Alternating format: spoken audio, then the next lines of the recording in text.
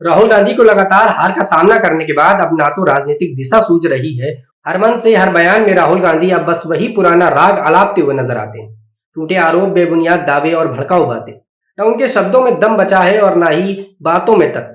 कभी H file का झूठा शोर मचाते हैं तो कभी ऐसी बातें कह जाते हैं जिनका जमीनी हकीकत से कोई लेना देना ही नहीं। ऐसा लगता है जैसे राहुल गांधी अब सिर्फ ध्यान खींचने और विवाद पैदा करने की कोशिश में जुटे हैं।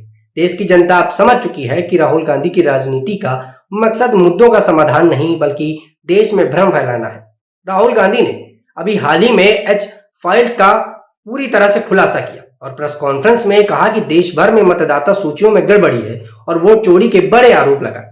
लेकिन अब उनके कई दावे गलत साबित होते हुए भी नजर आए।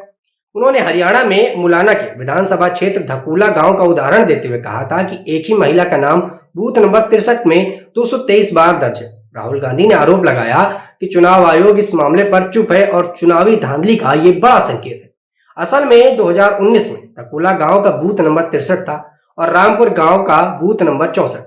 लेकिन 2024 के विधानसभा चुनाव में इन बूथों का पुनर्गठन किया गया, जिसके तहत धकूला को 2 बूथों में बांट दिया गया। मुलाना के बीएलओ ने बताया कि जिस फोटो का जिक्र राहुल गांधी ने किया है उसमें एक तकनीकी गलती थी। बीएलओ ने आगे कहा कि सर्वे के दौरान पाया गया कि एक ही महिला की तस्वीर 3 बार दोहराई गई।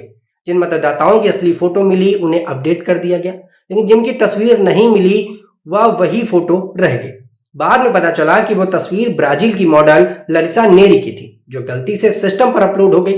यानी जिस बात को राहुल गांधी चोरी और धोखाधड़ी बता रहे थे वो वास्तव में सिस्टम का एक एरर निकला। बीएलओ ने कहा कि जब मैं सर्वे कर रहा था तब पाया कि वही फोटो 3 बार दोहराई गई।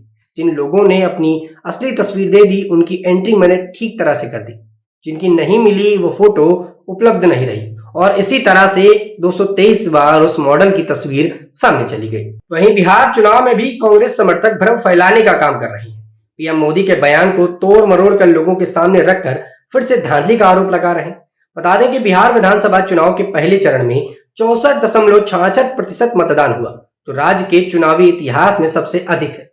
ऐसे में चुनाव आयोग ने इसे लोकतंत्र पर जनता के विश्वास और नए वोटर फ्रेंडली पहलियों की सफलता का प्रतीक बताया। चुनाव आयोग के बाद प्रधानमंत्री नरेंद्र मोदी ने ट्वीट कर कहा कि पहले चरण में एनडीए ने भारी बढ़त बनाई और दूसरे चरण में भी उसकी लहर जारी है। ये एक विशुद्ध राजनीति बयान करता है। जैसा चुनावी गर्मी में हर पार्टी के नेता अपनी जीत के दावे देते हैं, वही डीडी न्यूज ने प्रधानमंत्री मोदी के उसी ट्वीट को लगभग हूबहू रिपोस्ट किया। इसमें उन्होंने मोदी के उत्साह भरे शब्दों को साझा किया, जो जरूरी नहीं कि किसी चुनावी परिणाम या अंदरूनी जानकारी का संकेत हो। इसी पोस्ट को लेकर ऑल्ट न्यूज के साथ संस्थापक मोहम्मद जुबैर ने डीडी न्यूज का स्क्रीनशॉट ट्वीट किया और सवाल किया कि डीडी न्यूज को कैसे पता कि एनडीए आगे चल रहा है। उन्होंने भ्रम फैलाने की कोशिश की कि डीडी न्यूज और राज्य प्रसारक को पहले से ही नतीजे या वोटिंग के ट्रेंड की जानकारी थी, यानी सिस्टम में वोट चोरी या धांधली हुई। फैक्ट चेक के बाद ये पता चला कि डीडी न्यूज ने पीएम मोदी की पोस्ट को ही रीट्वीट किया था, जो जनता और नेताओं द्वारा अक्सर मतदान और उत्साह दिखाने या पार्टी की संभवतः बढ़त का दावा करने के लिए सामान्य चुनावी बयान होते हैं। ना तो डीडी न्यूज ने चुनावी परिणामों की घोषणा की थी और ना ही उनके पास कोई विशेष जानकारी थी।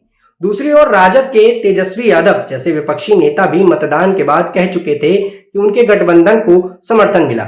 ऐसे माहौल में मीडिया का कोई बयान सीधे चुनावी परिणाम वाली घोषणा नहीं मानी जाती। इस तरह मोहम्मद जुबैर की पोस्ट भ्रामक हुई और फेक न्यूज का उदाहरण है, जिसमें चुनावी प्रक्रिया की विश्वसनीयता, निष्पक्षता और बिना वजह सवाल खड़े करने की कोशिश की गई। चुनाव के दौरान इस तरह की अफवाहें लोकतंत्र के लिए घातक सिद्ध होती हैं, ये बातें साफ तौर पर दिखाई गई।